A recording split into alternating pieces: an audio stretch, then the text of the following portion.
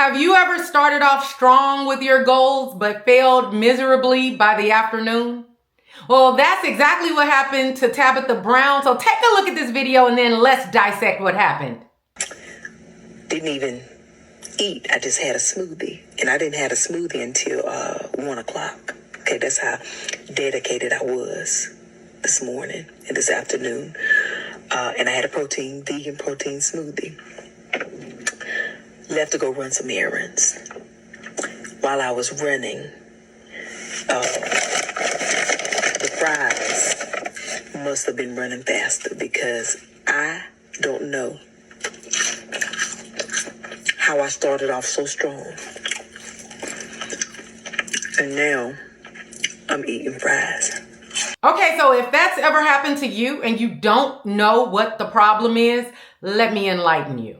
It's called decision fatigue. And what that means is we think 60,000 to 80,000 thoughts per day. And we have to make many decisions throughout the day. And so decision fatigue is when you're just exhausted with making decisions. And so you now choose to not make a decision at all, or you stop caring about the quality of the decisions you make. It is said that Steve Jobs wore a similar outfit every single day.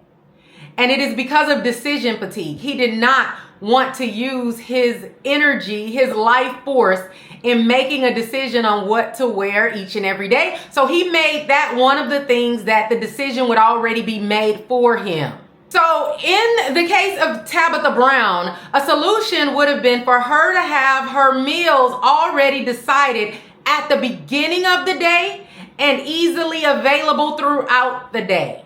So her day probably went something like this.